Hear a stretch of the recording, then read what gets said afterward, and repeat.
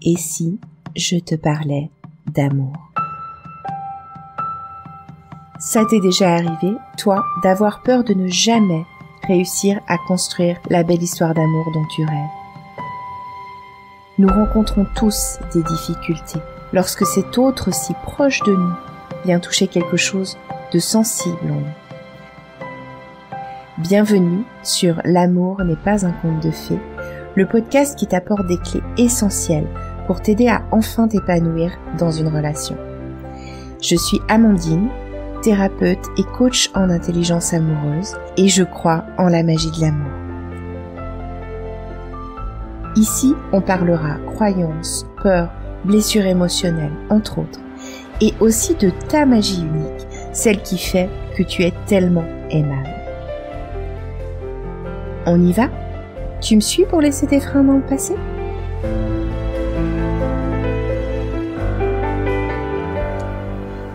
Coucou et bienvenue dans ce nouvel épisode. Aujourd'hui, je vais un peu recouper les deux derniers épisodes. Non, je vais t'amener quand même de l'info en plus, mais dans le sens où je souhaite te donner des clés pour différencier vraiment la peur de l'abandon et la peur du rejet. L'une de l'autre donc. Reposons les bases. La peur de l'abandon, ça correspond à la peur de ne pas être ce qu'il faut pour être aimé. La peur du rejet, c'est la peur de ne pas faire ce qu'il faut pour être aimé. Au-delà de tout ce que je te raconte sur ces deux peurs, j'ai envie de te proposer quelque chose que je propose souvent aux gens que j'accompagne. Ce que je te propose, c'est de fermer les yeux et de dire à haute voix, lentement, ces deux phrases. Donc la première, j'ai peur de ne pas être ce qu'il faut pour être aimé. Et là, tu écoutes comment ça résonne dans ton corps. Tu écoutes tes sensations, tu écoutes tes émotions, tout ce qui peut se présenter à ce moment-là. Tu rouvres les yeux et ensuite tu les refermes. C'est important de faire le sas entre les deux, ouvrir les yeux, fermer les yeux. Et puis, cette fois, tu dis à haute voix, j'ai peur de ne pas faire ce qu'il faut pour être aimé. Et tu écoutes cette fois encore comment ça résonne, les sensations dans ton corps, les émotions. Et tu verras que, alors c'est possible que ça résonne sur les deux. Même si ça résonne sur les deux, il y en a sans doute une qui résonnera plus fort que l'autre. Et elles résonneront certainement pas de la même manière. Okay, ça va faire réagir émotionnellement des choses différentes chez toi, même si les deux réagissent. Je te disais la semaine dernière, donc il y a parfois une des deux qui protège l'autre, et moi je le vois souvent dans le sens où c'est la peur du rejet qui protège celle de l'abandon. C'est pas toujours le cas, mais c'est possible qu'il y ait un mécanisme de ce type-là qui se soit mis en place. Prends le temps, si ça t'intéresse, de faire ce petit exercice que je te propose, d'écouter comment ça résonne pour toi quand tu dis ces deux phrases à haute voix. Et puis, je voulais t'amener un truc en plus, en te parlant brièvement des types d'attachements. On parle ici des attachements qu'on crée dans l'enfance, suivant le contexte dans lequel on grandit, et donc suivant que nous nous sentons en sécurité ou non relationnellement. Ce qu'il faut retenir, c'est qu'il y a 4 types d'attachements. Il y a l'attachement qu'on appelle sécurisant. Donc, quand on grandit, on est dans un contexte où on se sent en sécurité dans le lien avec les personnes qui s'occupent de nous. Et ici, il y a donc pas tellement de sujets par rapport à la peur de l'abandon et du rejet.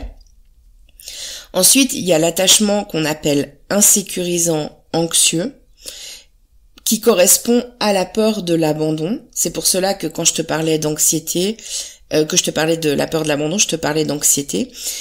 Parce que dans cet attachement insécurisant anxieux qu'on peut développer, c'est quand on a manqué d'une manière ou d'une autre de présence, que ce soit de présence physique ou juste de ressenti de présence.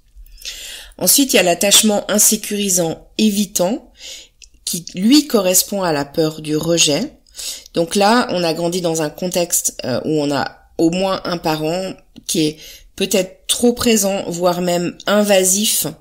Et il y a quelque chose en nous qui a eu peur d'être envahi et qui en a déduit que la relation à l'autre, notamment l'intimité, ça pouvait être dangereux pour notre intégrité. D'où la propension à fuir et à se refermer dès qu'il y a trop de proximité. Donc ça, c'est l'attachement insécurisant évitant. Et puis, il y a un quatrième type d'attachement qui est l'attachement désorganisé, qui est en fait une alternance de l'attachement insécurisant anxieux et de l'attachement insécurisant évitant. Ce que je veux te dire, c'est qu'il y a de l'insécurité dans le lien, dans les deux, dans le rejet et dans l'abandon, mais pour des raisons différentes et qui se manifestent donc différemment.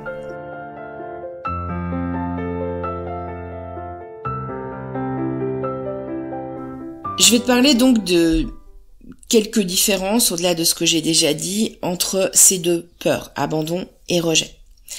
Déjà, je vais aborder l'aspect physique de ces différences, dans l'idée où notre corps, en fait, il peut manifester, incarner par la forme qu'il prend, plus le fait que on porte la blessure d'abandon ou de rejet. Je sais pas si tu connais les 5 blessures qui empêchent d'être soi-même de Lise Bourbeau, et notamment elle parle de comment les blessures elles s'expriment physiquement. Après, moi personnellement, je suis pas forcément ok avec sa lecture physique de chacune des blessures, par expérience et par ce que j'observe dans mes accompagnements. Aussi, ce que je vais dire du coup sur l'approche physique, c'est pas une science exacte, parce que sans doute certaines personnes vont plus incarner ça par leur aspect physique dans leur corps, et puis il y en a d'autres qui vont l'incarner différemment que physiquement. Donc ça doit être juste une grille de lecture, quelque chose qu'on questionne, mais en tout cas ça doit pas être une vérité absolue, ce que je vais dire. Donc dans l'idée, une personne qui souffre de la blessure d'abandon, elle pourrait être plutôt ronde, qui peut être une expression du corps qui dirait « Et je suis là, j'existe, j'ai besoin que tu me vois ». C'est ce qui est exactement ce qui se passe dans la blessure d'abandon. Mais ça peut s'exprimer autrement que physiquement, par exemple le fait de parler fort, ou de parler beaucoup, de raconter beaucoup de détails quand on raconte une histoire. C'est tout des manières de montrer qu'on existe, d'être vu et d'être entendu. Dans l'idée toujours, par contre, quelqu'un qui souffre d'une blessure de rejet pourrait être plutôt mince, voire très mince, parce que il y a dans le rejet aussi ce rapport au regard de l'autre, cette propension des fois à vouloir se cacher, à vouloir ne pas être vu, ce que le corps peut exprimer en étant très mince. Mais comme l'abandon, ça peut aussi s'exprimer d'autres manières que le physique. Ça peut être quelqu'un qui parle doucement, qui emploie peu de mots pour s'exprimer, qui donne toujours l'impression de s'excuser d'être là, par exemple, qui a toujours peur de déranger. Tu l'auras compris, l'aspect physique, c'est pas forcément... ça peut être une indication, mais c'est pas forcément le cas. Il y a plein de manières, mais je pense que tu comprends vraiment le mouvement en fait entre les deux. Ensuite, l'abandon, donc, ça correspond à une absence. C'est la peur de l'absence, la peur de l'abandon. Alors que le rejet, ça correspond à un mouvement de repousser. Pour imaginer ça, je te propose d'imaginer 2 scènes.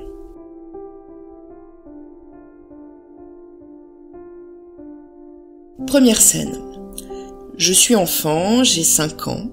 Je rentre de l'école et je veux montrer mon dessin à papa. Mais papa m'ignore. Il est occupé, il ne fait pas attention à moi, il ne me répond pas. Et ceci, de manière répétée, peut créer une blessure d'abandon. On comprend bien ici que c'est une absence, un manque de présence, une non-présence, comme si j'étais transparent, comme si je n'existais pas. Et c'est justement ça, la douleur qui vient être touchée sur la peur de l'abandon.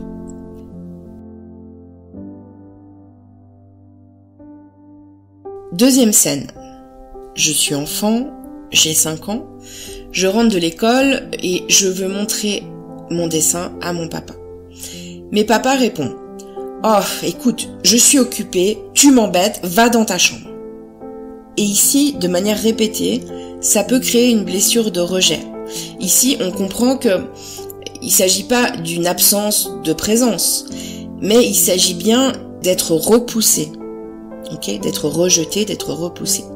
Donc pour identifier, par exemple, laquelle des deux blessures est la plus forte chez nous, ou laquelle s'exprime le plus dans telle ou telle situation, on peut toujours se poser la question, est-ce que là, je sens une absence? Est-ce que je me sens seule, abandonnée, vide, en panique? Ou alors, est-ce que je sens que je suis repoussée, jugée? Il y a un acte de mouvement dans le rejet qu'il n'y a pas dans l'abandon.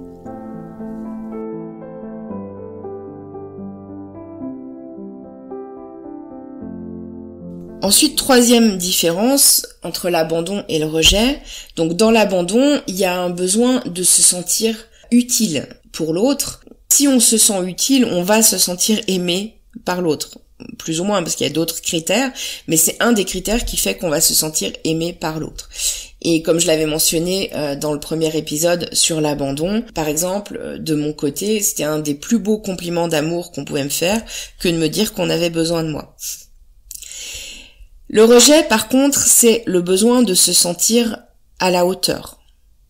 Dans la comparaison, après, ça demanderait à définir, ça veut dire quoi à la hauteur. Ça peut vouloir dire plein de choses différentes, mais en tout cas, il y a ce besoin de se sentir à la hauteur et en même temps, quelque chose qu'on atteint en général pas vraiment. C'est-à-dire, on peut avoir souvent le sentiment de ne pas se sentir à la hauteur.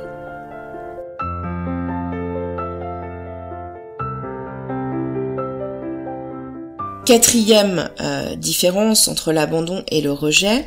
Dans l'abandon, on a besoin d'être reconnu pour qui on est. C'est sans rapport avec les autres personnes. C'est-à-dire, il n'y a pas le système de comparaison. J'ai besoin vraiment d'être reconnu, vu, entendu, accepté, aimé pour qui je suis. À un degré très fort, parce qu'on a tous besoin d'être aimé pour qui on est. Le rejet, par contre, lui, va être dans la comparaison, avec un sentiment d'infériorité ou de supériorité. Donc il peut avoir besoin d'être reconnu par rapport aux autres.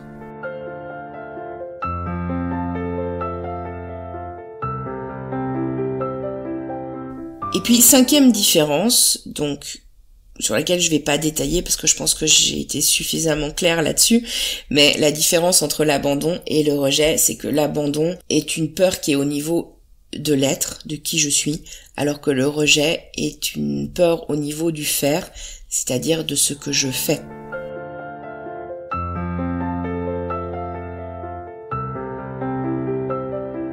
Et en amour, du coup, je vais dresser un petit peu des scénarios.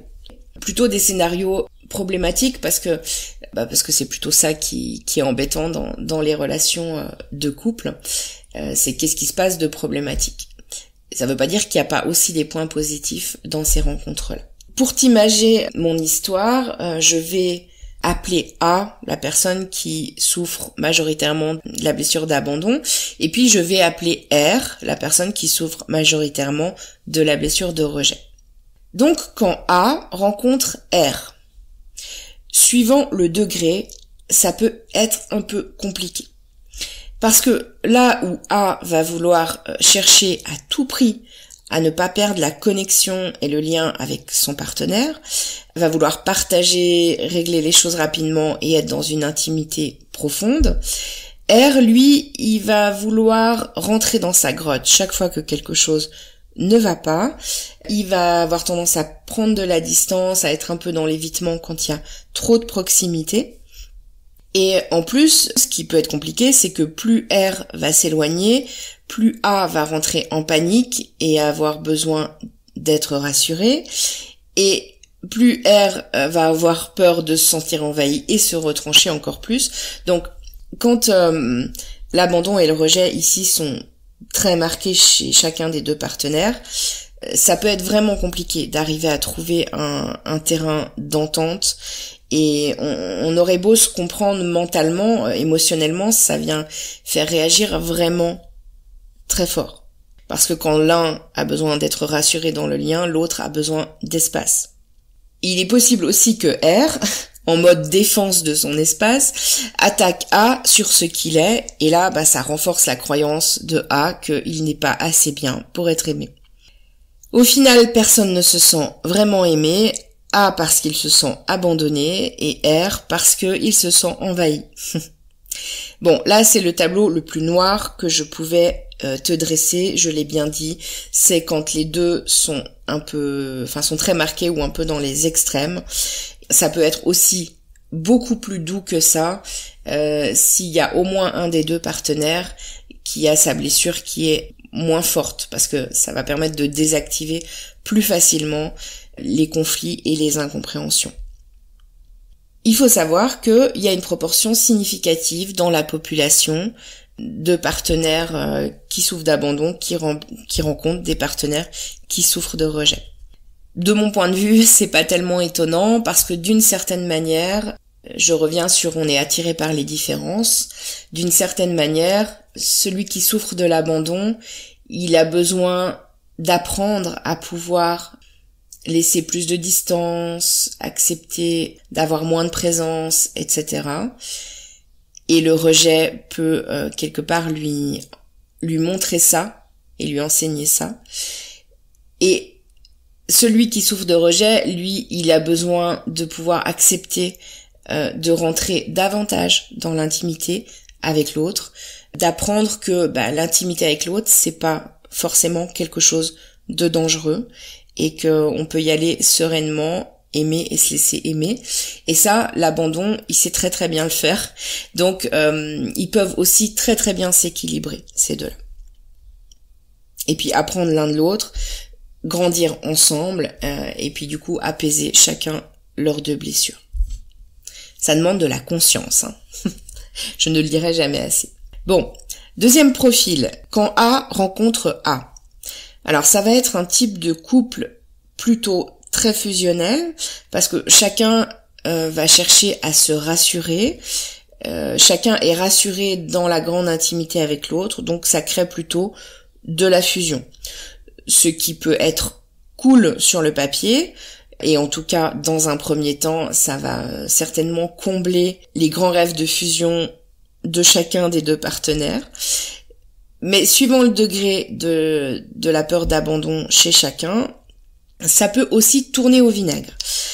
Parce que, vu qu'ils ressentent tous les deux des émotions très très fortes, parfois envahissantes, ils peuvent aussi s'activer l'un l'autre émotionnellement.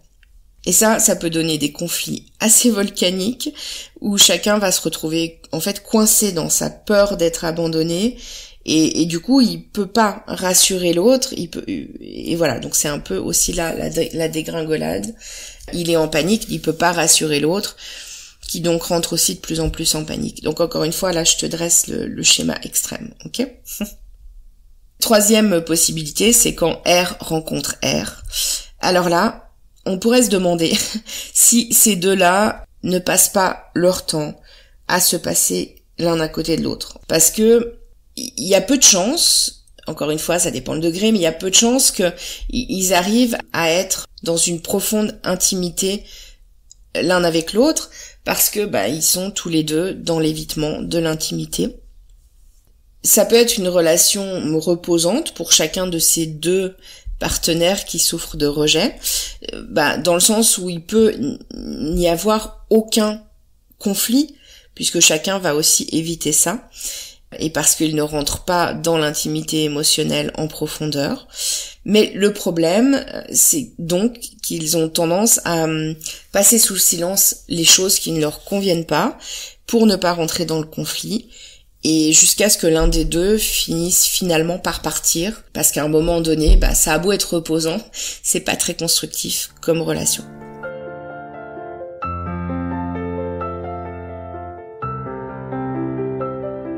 Je voulais finir sur une note positive. parce que là c'est vrai que c'était pas très réjouissant, mais je trouve que c'est intéressant, en tout cas à mon sens, de regarder ces profils et comment ils peuvent se manifester.